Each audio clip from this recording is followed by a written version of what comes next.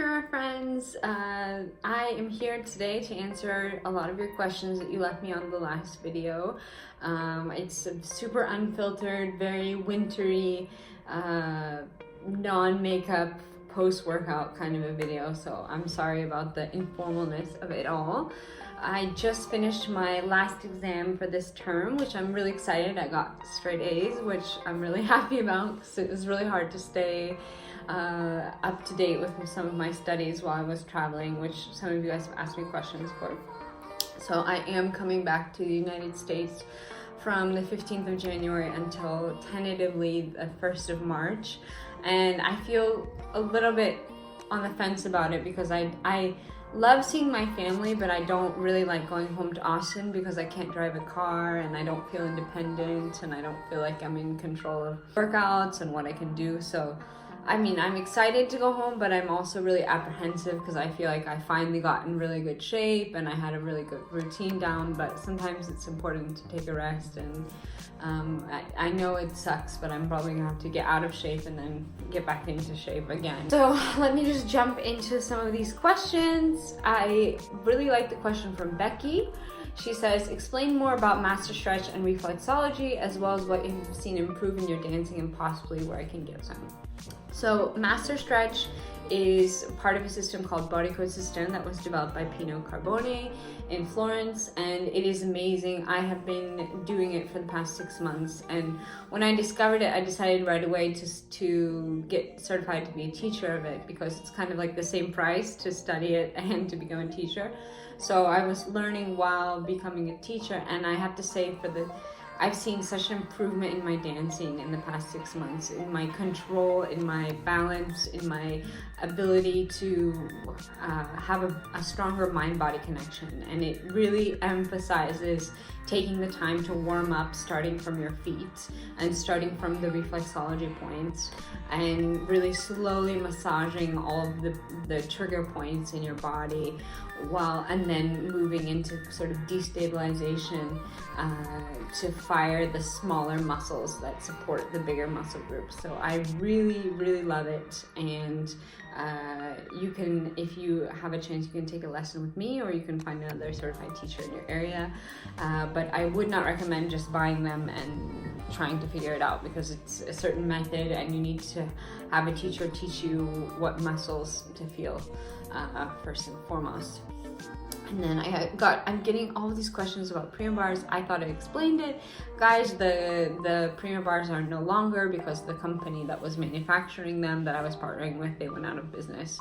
And in order to restart a business like that, you need like $100,000 investment, and dancer salaries do not have that. But that being said, my mother runs a clinic in Texas and we source vitamins. So if you are interested in the supplements that I take, they're all on my website and you can order them. And I highly recommend, especially for those of you who are vegan or are quite calorie restrictive, to be taking supplements because it will help your body stay healthy and help your skin be clear and your hair feel good. And a lot of you guys have been asking me about my skincare routine, and I have to say that thanks to Korea, really I decided to really take care of my body. And as you can see, I don't wear makeup. I only wear makeup when I have to have a big interview, or even I don't put it on for interviews anymore. I'm really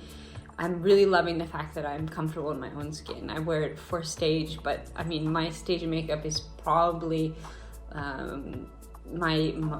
it was my normal day makeup routine before, and I like the fact that I don't feel like I need to put a lot of makeup on. And so I clean my face every morning and every night, and I use a medical grade toner. And I just try not to touch my face. I used to get really stressed and pick at things, and of course that happens sometimes, but if you can try not touching your face, you're going to avoid spreading pimples and things like that. And eating the right things. I stopped when I went vegan. I could really see that not eating cheese and milk products really affected my skin. I really cleared up after I stopped eating animal products and drinking milk. So highly recommend that for those of you guys who struggle with systematic acne. Okay, people are confused about companies. I love being a freelance dancer, but I also know that I'm turning 25 in April, and it's hard not to be part of a company because, you know, that company provides stability, and I want to, of course, dance roles that I've never danced before. Like, I want to dance Nikia and Labayadere, and I want to try different things that I haven't tried. But I want the company that I join next to be the right fit, and I don't think that I found that recently. And I've tried so hard to get hired by different companies, and it really is a hard game when you're a principal dancer. You have to have basically somebody vouching for you, and that's difficult when you're young. So I'm doing the best I can. I have a lot of good friends, and I'm just putting one foot in front of the other and trying to work as hard as I can on the things that I need to work on. And it's really been such a lesson in accountability and really being diligent on, you know, taking responsibility for my workload and what I need to do instead of expecting a teacher or coach to help me with it. Have you ever considered coming back to the States? I really would like a guest position with a company in the States, but I don't really see myself full-time. The only city that I would like to live in full-time and be dancing is New York. Maybe after my career, I definitely want to go back to Los Angeles because that's where all my friends are, and I love the school that I'm associated with there, and I do love it. But there's something that's a part of me now that's connected with Russia, and there's a different way of doing things here in Russia than there is in the States and in Europe, and I really like it, even though the budget is a lot less than the States or Europe. Things make sense here that people don't even know about in the States. Like an example, even a company in a city like Rbth will have maybe 4 to 10 full-length ballets every single month, and you can't even get that in most companies in the US. Like, they have mixed programs, and you know, principal dancers don't get to dance very much. They spend most of their time in the rehearsal studio, and you're not growing unless you're on stage. People are asking me about what my daily cross-training schedule is like. I like to run every day when I can, and I like to do strength training or high interval training with a trainer every day if I can. And then I love doing ballet and yoga, swimming, you name it. I like to throw it around and just do different kind of things, but definitely be moving at least a little bit every single day. And that really can help you stay consistent, and it really helps your mood to stay positive. So I got a lot of questions about this marathon ballet experience. I'm like on the fence. Like, there were some things that I really loved about it, which was performing and the camaraderie with the different people that you meet and different places that you get to go.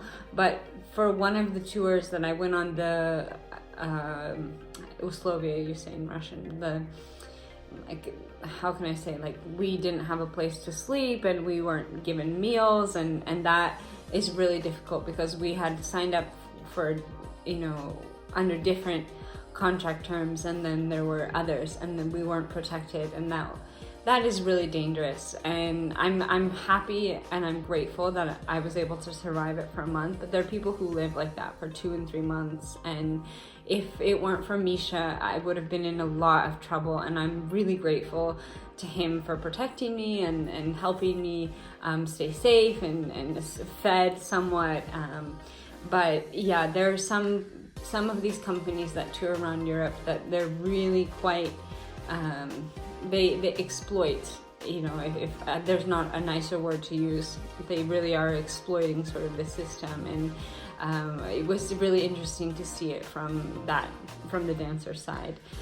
But the next tours that I went on were incredible, and the people were so kind and so nice and really took such great care of us, especially when we went to Korea. I mean, it was like 5-star hotels, everything.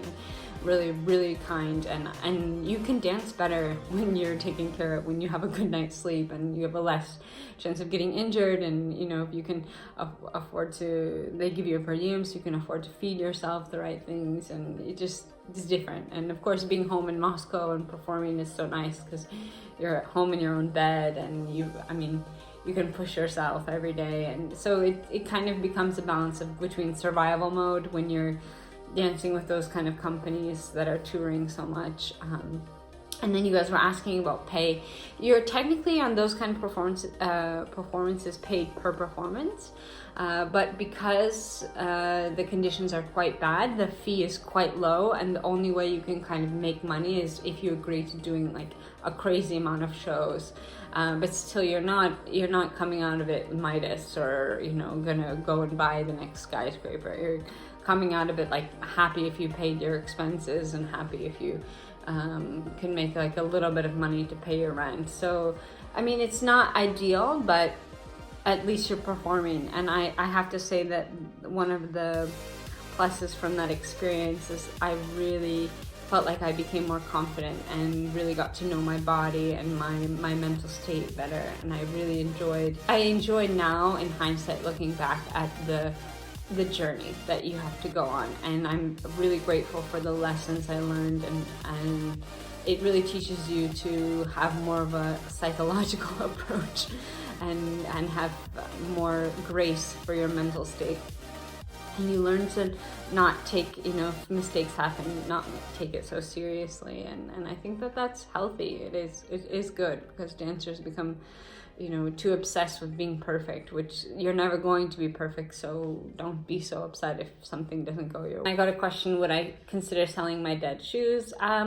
I don't know if I feel comfortable with that, because right now Gaynor Minden has given me shoes to represent their brand, so I don't feel comfortable selling something that I got for free. If I could donate them to a charity, yes, I would be happy with. But if I've paid for them, then I can understand why I'd want to sell them. But if I'm getting something for free, I just don't feel like it's ethical to sell them, unless it's for raising money for charity. And people ask me what company would I love to dance for. I mean, there's some companies that of course I'd love to dance. I'd love to dance with the Royal Ballet. I'd love to dance with the Paris Opera. I'd love to dance with Rbth. I'd love to dance with Bolshoi again.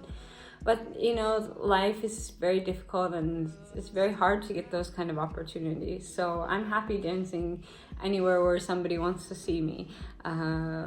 I do want to be based in Moscow because of my school studies, but I'm open to guesting anywhere and trying anything. Natalia Stardevsa says, Joy, like if you need help with your studies, let me know. I would definitely take you up on that next semester, because there were some things in my school studies that were very, very difficult this time around. And then I got a lot of questions about my personal life, which I am single, and I think that my personal life is something that I have to keep very private, just because of the way the internet is, and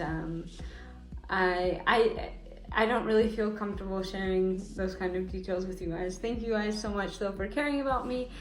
Yes, it is very difficult to be alone and to be dancing and living alone, and of course I get lonely, but I also think that, right time, right place, right person, maybe the story will change. Just, I think that it's hard to, you don't want to put somebody out there if they're not, if they're not open, or they're not, it's the internet these days. People have so much access to your life and can come to so many conclusions, and I would hate to expose someone else to that who didn't feel comfortable with sharing those things. And I'm really grateful that I have such a great relationship with you guys, that I feel fine sharing some things with you. And even if I get some people writing mean comments or making assumptions, I don't really care about it. But another person might react in a different way, and I think the best way for me to love another person is to protect their privacy. So unfortunately I won't be sharing any details about my personal life in that way, but thank you guys for caring about that. And maybe when I'm 30 I can share more stories about that kind of thing, but at the moment let's just say no comments.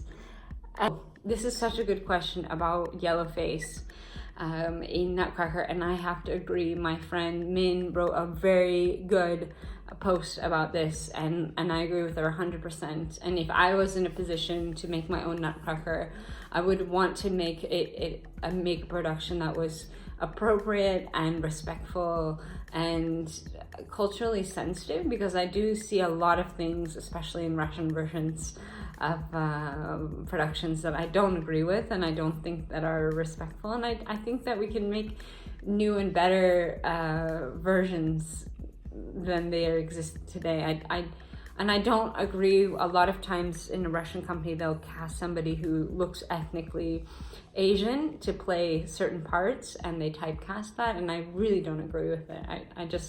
I think that it should be about your dancing and not about what ethnicity. Okay, I got questions about a short Achilles tendon. Again, master stretch. That's going to help you so much. It's going to help you strengthen and lengthen, and you're going to feel like you have so much more potential to make space in your body.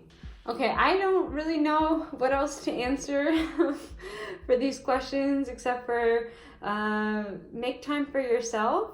Happy with the road that you're taking, and if I've learned anything from the past couple of months, it's just be grateful for the good things when you have them, and when things are going wrong, just count to 10 and start over again, because sometimes it's just about there's a great word in Russian called потерпеть. It's like just survive through it, just have perseverance, because you'll become stronger. And I think that it's important to motivate yourself daily, make goals and walk towards them, even if it's just in a small way, because you're worthy and you have everything in your power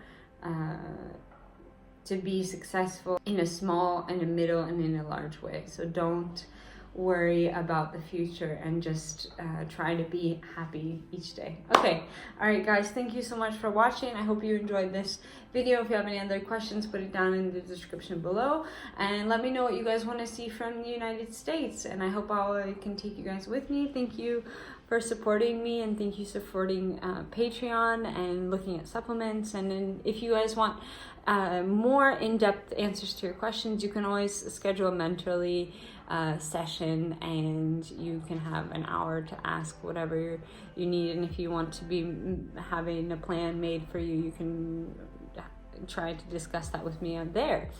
Anyway, I love you guys. I will see you for another video. Bye.